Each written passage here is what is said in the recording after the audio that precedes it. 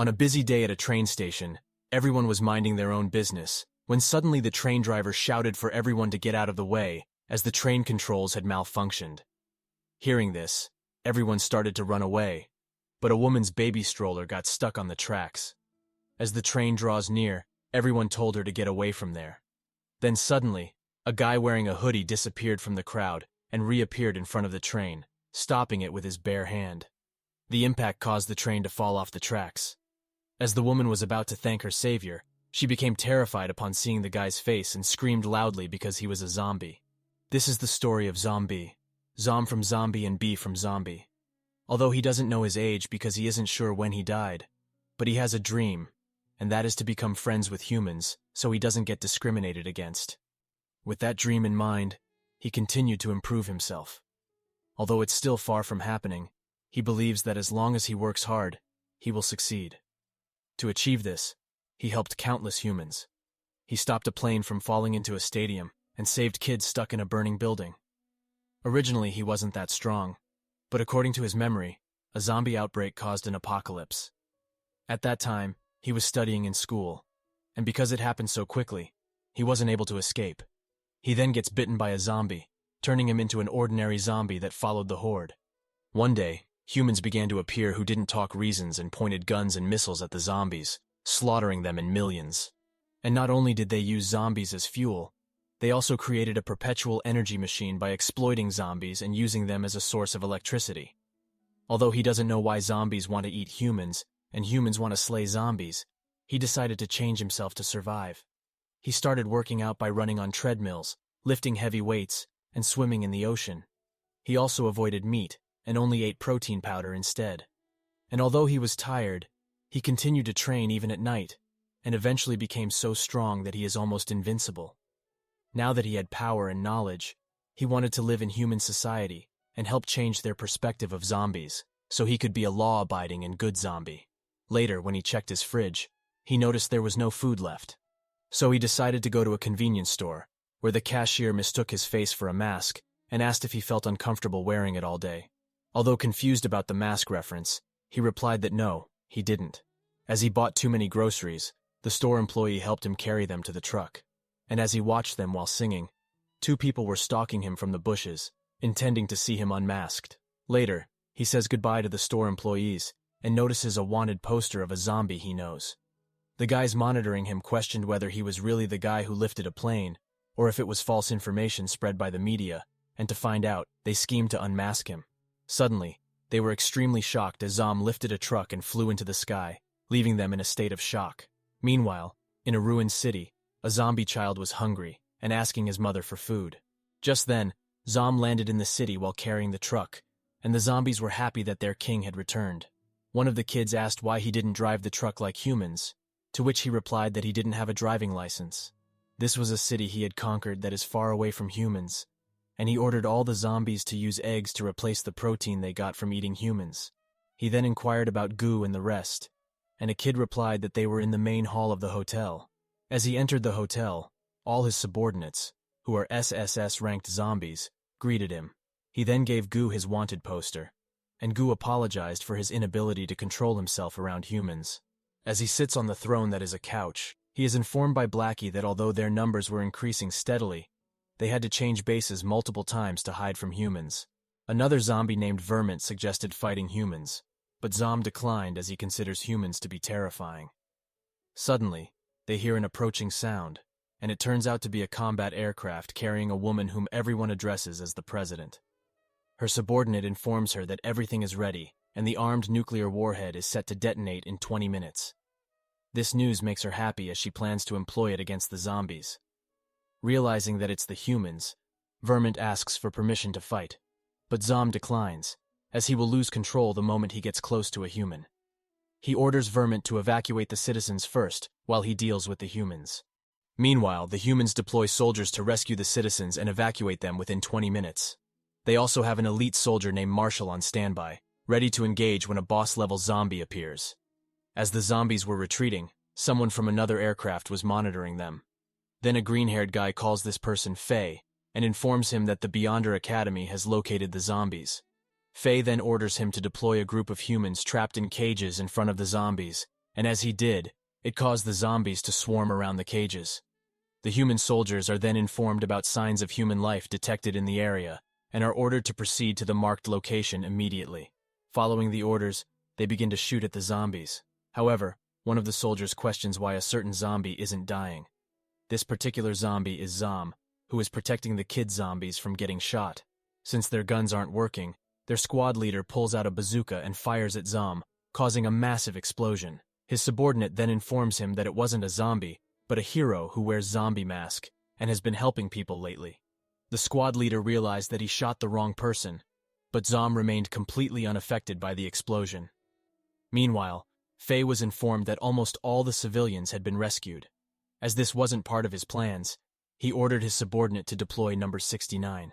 As he did, one of the zombies grew larger and lost control, transforming into a boss-level zombie. Upon detecting the presence of the boss-level zombie, the aircraft's personnel deployed Marshall to deal with the situation.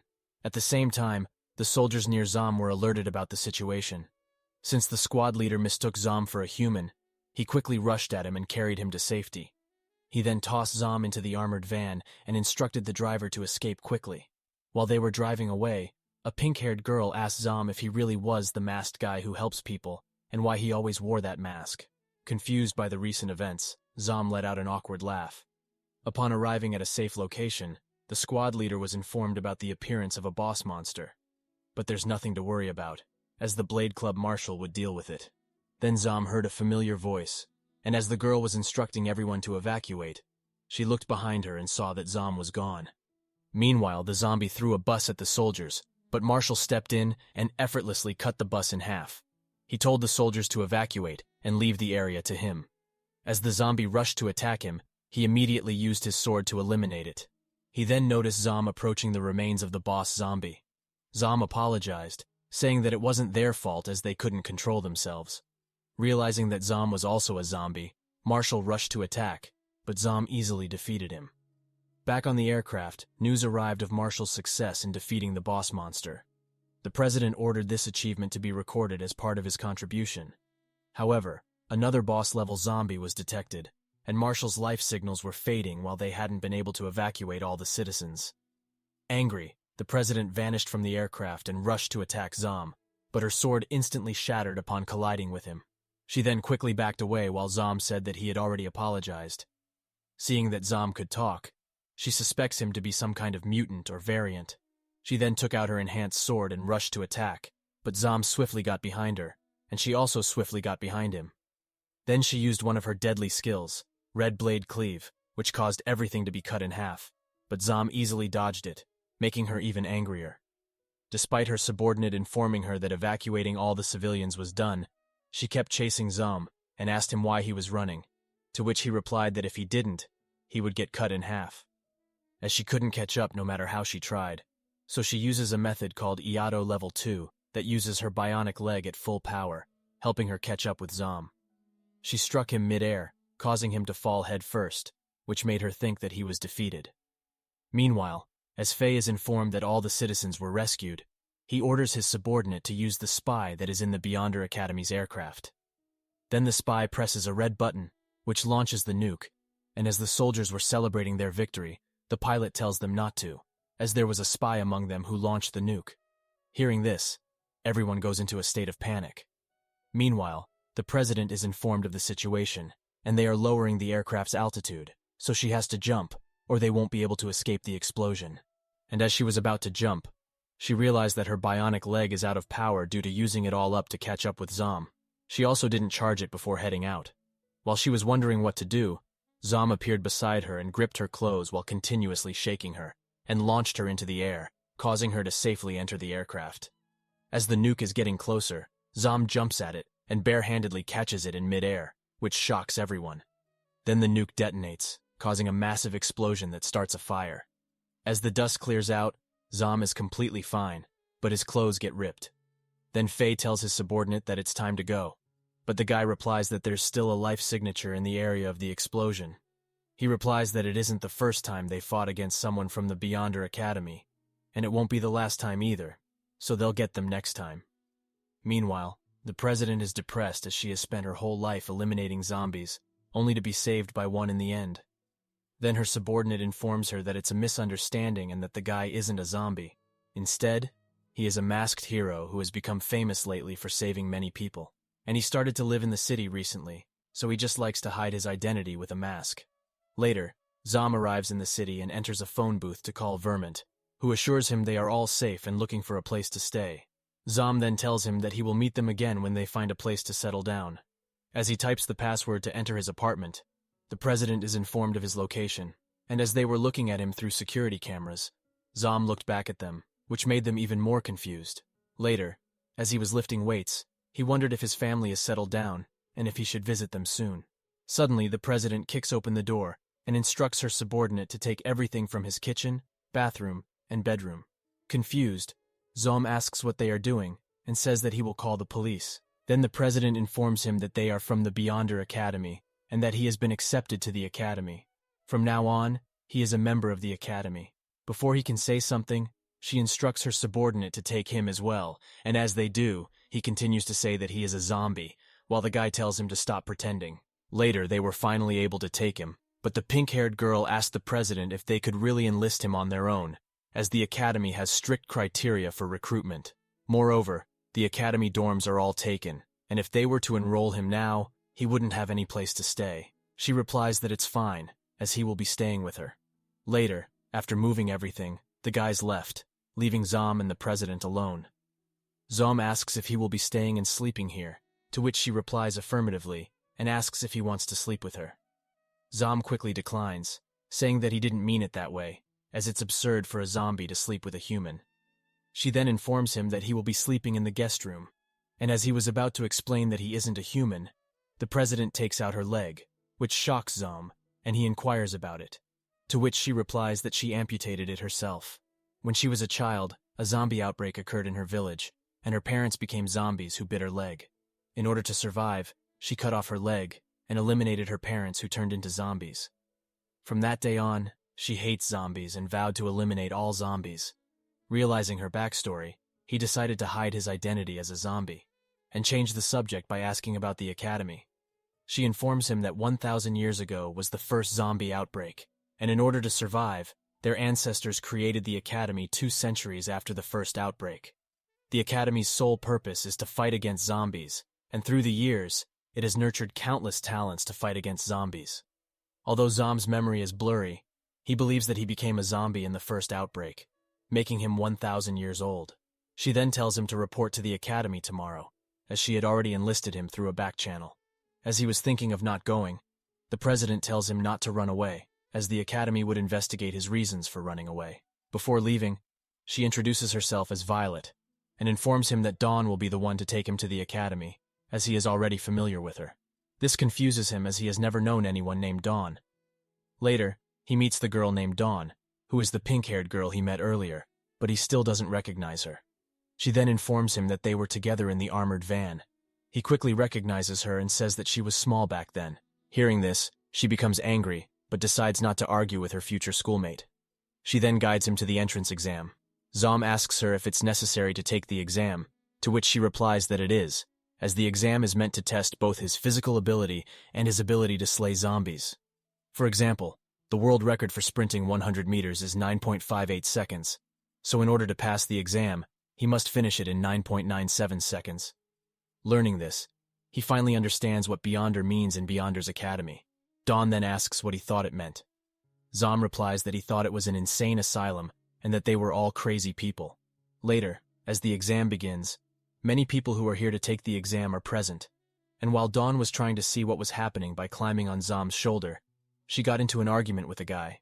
Then the examiner appears who introduces himself as the sports department president, Chen, and as he was about to give his speech, he was interrupted by Zom, who asks what will happen to a zombie if it is found inside the academy, to which he replies that they will tear its limbs off and hang it at the gate for everyone to see, and they will also castrate it. Hearing this, Zom is terrified. Later, as the first exam begins, which is the 100-meter dash, one guy named Wu Chenshu finishes it in 3 seconds, while Zom hasn't even started. The next exam is shooting, which is the most basic skill to fight against zombies. Then Dawn wears a blindfold and easily shoots all the targets with maximum accuracy. Later, as the next test begins, which is shot put, where they have to hit 80-meter to pass and 100-meter to be qualified. Many people fail this exam, while Zom is trying his best to control his strength so he doesn't get caught. But the examiner is suspicious of him, as he nearly got a passing score in every exam. But the president Violet of the Blade Club said that he is very strong, and in the end he came to the conclusion that Zom is pretending to be weak. The last test is the javelin throw, in which they have to throw a spear at a dummy. As it begins, Wu Chunshu throws the spear so hard that it penetrates a certain area of 3 dummies at the same time, and even Zom can feel their pain. Now it's Zom's turn, and he is about to throw it, but the examiner interrupts and asks him why he is deliberately hiding his strength, despite getting acknowledged by the Blade Club's president. And he also asked a weird question earlier, which makes him suspicious almost as if he isn't human. Zom quickly denies it, saying that he is a human, and the examiner accepts it for now, telling him to show his full power. And if he doesn't, they will have no choice but to treat him as a spy and punish him. This terrifies him, and although he doesn't remember much from when he first became a zombie, but he is sure that the people who were chasing him back then might have come from this academy. As he doesn't want to be their endless energy generation machine, he decides to throw the spear as far as he can. As he throws the spear, it creates a large wave of wind that blows everyone away. The spear goes into space and pierces through the moon's center, shocking everyone, and even the examiner's jaw drops open. Dawn then asks him how far he threw it, to which he replies that he doesn't know. Later he asks, now that he has passed the test, can he go home? Dawn asks him why he would want to go home. As with his strength, he could even become president of a club with a lot of authority. For example, Violet, the Blade Club's president, has the authority to command an army of troops, tanks, aircraft, and long-range cannons, including the warhead nuke. Moreover, she has the highest authority over 30 million people, while the mayor is someone who only helps her manage the city. But Zom says that he already has his own city. Then they go to the biotech club where all the weapons are made. It's also called the Logistic Club. Zom then notices a picture of a family, and Dawn explains that it's Professor Jamie, also known as Faye. He was previously called the Logistic Head. But ever since his wife died, he became obsessed with crazy experiments, including humans and zombies. Rumors say that his dream is to fulfill his late wife's dream, but he was dismissed by the academy, and they even issued an order to eliminate him on sight. As they were conversing, the current president of the biotech department, Chin, who is the adopted daughter of Jamie, appeared. She asks Dawn what kind of weapon she needs, and Dawn replies that she wants something that allows her to easily carry weapons, like trousers that can hide guns. She accepts Dawn's requirements and turns to Zom for his weapon request, and upon looking at him she quickly realizes that he is a zombie and screams in fear. Then Dawn assures her that he isn't a zombie. He just wears a mask, but she still refuses to believe it. Then Dawn informs her that she had already seen his face when he was doing the javelin throw earlier, and he also looks super cool. She decides to trust him, as if he were a zombie. He would have attacked her by now. Later, Chin asks Zom his requirements for a weapon, to which he replies that he doesn't need any specific weapon. But whenever he goes out, he always ends up going home naked. So he asks for a set of clothes that don't rip. Hearing this, she is weirded out, but accepts his requirement as well. Meanwhile, Marshall was held in the Sword Club, where he informed the Sword Club's president about Zom's strength. She asks him if Violet can win against Zom, to which he replies that Zom is even stronger than her. Hearing this, she tells her subordinate to let him go. The competition between the Sword Club and the Blade Club has been passed down for generations, and both sides would do anything to poach people from the other side. Meanwhile, the teacher is teaching about zombie habits so they can use it against them, and their biggest weakness is their head. Zom was taking notes of all the little details. Then Dawn asks why he is taking notes, to which he replies that he will share them with his family. Then an announcement is made, requiring everyone to be at the gymnasium immediately. Later, when they arrive at the gymnasium, Dawn wonders what is happening. Violet tells her and Zom to be mindful and not cause any trouble, as they were recommended by her. Then the Sword Club president, Zhang Lanqi, arrives with her subordinate, who is observing Zom's actions and thinks that he is slow-witted, and as he can't tell how strong Zom is just by looking at him. He asks Zhang Lanqi's permission, but just then, the Mechanical Lifeform Club's president, who is called the Chief, appears. He tells her not to cause any trouble, so she decides to leave, and her subordinate asks if they will really let Zom go. She replies that compared to Zom, the Chief is more important, and she only respects the strong. The Chief then praises Violet for her hard work, while Zom inquires about him. Dawn informs him that the chief is Professor Jamie's masterpiece, an evolved version of humans, and the only one that survived among the thousands of Professor's experiments. After Professor Jamie was expelled, he created a mechanical lifeform club. He also controls a city with over 50 million people. And during his presidency, there wasn't a single zombie outbreak. This is because even if a single hair of a zombie is found, he will exterminate the entire area until it's sanitized. The chief then tells everyone that although many present are freshmen, the academy needs their help right now. He instructs one of his robots to start the projection, and as the robot does so, it shows the spy who dropped the nuke. He then says that even though someone like him should be eliminated, they have reliable information that he is a close subordinate of the traitor Professor Jamie, who is also known as Faye. Hearing this, Zom realizes that zombies aren't their original target. He asks Dawn if the threat of zombies has long since passed. Does that mean that all the conflicts are because of infighting? She confirms this, saying that some people just want to watch the world burn. The chief continues, explaining that they tried everything to extract information from the spy, but all attempts failed. None of the methods could get him to talk. Thus, they are asking everyone present here to help the academy. And if someone can extract information about Professor Jamie from him, they will receive the position of vice president. Upon hearing this, everyone volunteers, and the chief informs them that the spy is in the chamber at the back. After 2 hours of fruitless efforts, the freshmen became desperate.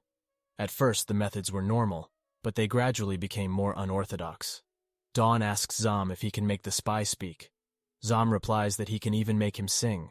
Dawn then tells the chief that her friend had a way, which he accepts and shows Zom the way.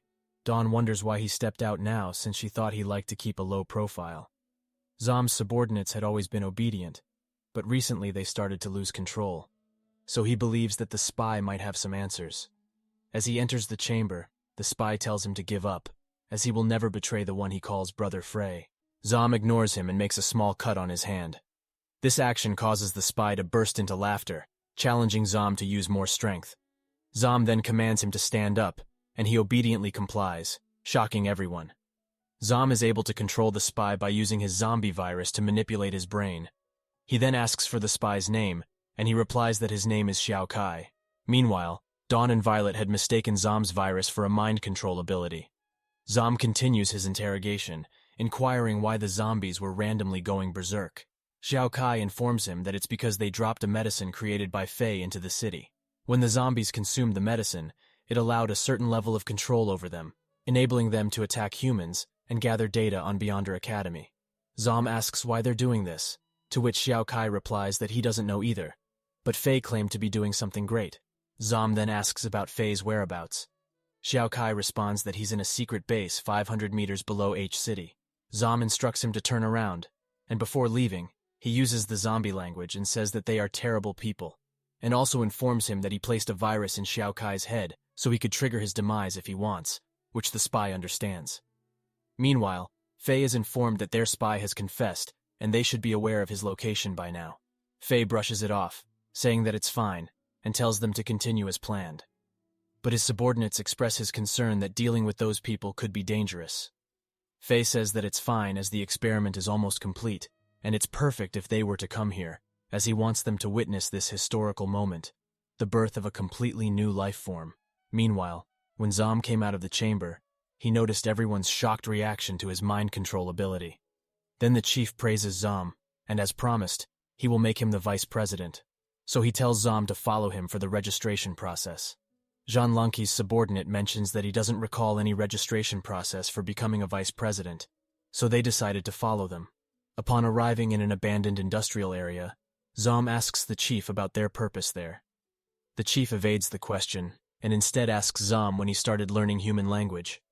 Confused, Zom asks if the chief is talking to him. Without answering his question, the chief draws his tachyon cannon and shoots Zom in the face. Jean Lanki and her subordinate, who were behind Zom, barely managed to dodge it. She quickly recognizes the attack and informs him that the tachyon cannon has the ability to disintegrate all matter. The chief then states that Zom might have fooled everyone, but he can never fool him. He had figured out that Zom was a zombie, and that's why he attacked his head, which is a zombie's biggest weakness. As the chief prepares to attack again, Zom quickly closes the distance between them and slams him into the wall. The chief's robots appear from behind and attack Zom, but he easily destroys them. He then rushes to attack the chief, who barely manages to dodge and counterattack. Zom quickly dodges the attack, causing the chief to back away. Zom then regrows his head, which shocks Zhang Longqi and her subordinate. Zom advises him to talk it out, as he doesn't want to hurt him. Seeing blood in his hand, the chief thinks that Zom wants to control him. He then takes out his jacket to show that Zom can't control him, as he is a mechanical life form. He then activates Model 1, which descends from above and merges with his body, forming him into full-body armor. He rushes to attack Zom and lands a few blows. After beating him for a while, the chief decides to end it and uses all of his power in the tachyon cannon, causing a giant beam to emanate from his body, which he points at Zom. As the area he fired upon completely disintegrates, he thinks that Zom has died. However, Zom walks out of it unscathed and lets out a battle cry. Suddenly his hair grows, and his appearance also changes. The sky darkens, and a large vortex forms in the center of the city, visible from far away. It's not just his appearance that changes. His personality changes too. He calls the chief a punk-ass human and states that he has given him many chances to settle this peacefully. Now that the chief has declined, Zom asks how he would like to die. Seeing his sudden change in personality, Zhang Longqi feels ominous and quickly gets away with her subordinate. While they are running away, her subordinate asks her if she has ever seen a zombie like that before, to which she replies that she hasn't. As they are thinking that they are at a safe distance, suddenly something is thrown at them, which turns out to be the chief without his limbs. He then desperately tries to activate the other robot models, but Zom easily destroys them. He then notices Zhang Longqi and asks for her help to eliminate the dangerous zombie, but she asks why the hell he provoked him in the first place. They then decide to split up and run away. Seeing that they are running away, Zom tightly grabs the ground and lifts the whole city one-sidedly, which shocks everyone in the other cities, and even Dawn can see it from the classroom. He then lets the city stay in a vertical position, causing the chief, who was running, to fall into Zom's hand. Zom takes him to the top of the city and asks if he feels threatened now. He then acknowledges that he can't read the mind of a robot. But the chief's head is still human, so he must have a brain. Zom enters his virus into the chief's head, and through that, he learns that the chief became an orphan at an early age and underwent many body modifications until almost no part of the body was left. This makes Zom pity him, as his life is so miserable that he is even more of an undead than a zombie, and for him to stay alive is more painful than dying. As his mood is ruined, Zom lets go of the chief, causing him to fall. However, he is caught by Zhang Longqi, who is surprised to see that Zom can even read memories. Later in the night, Zom returns to his original state and starts to pack his bag. Because he has to run away as he lost control of his emotions again, and becoming like that is too scary, so he must remember that he is a good and kind zombie. As he is running away, someone calls out to him from behind. Although he doesn't want to harm any witnesses, he realizes that he doesn't have any choice, so he rushes to attack, but quickly stops upon seeing a paper. The person who calls out to him is Violet, who informs him that these are the papers that state his promotion to become the vice president of the Beyonders Academy. He then asks if it's really the chief's signature, and if he said something. She replies that it is the chief's signature, and he said that Zom is a very good human. Before leaving, she wishes him good luck, and says that she is looking forward to the day he becomes a club president. Meanwhile, in the hospital, Zhang Longqi asks the chief why he approved Zom despite knowing he is a zombie. He replies that it doesn't matter if he is a human or zombie. What matters is that he needs Zom's strength to catch Professor Jamie. She then asks what will happen if he goes berserk again, to which he replies that it doesn't matter, and asks her if the arrangements have been made, to which she replies affirmatively. He vows that this time he will completely erase all traces of Professor Jamie for the greater good.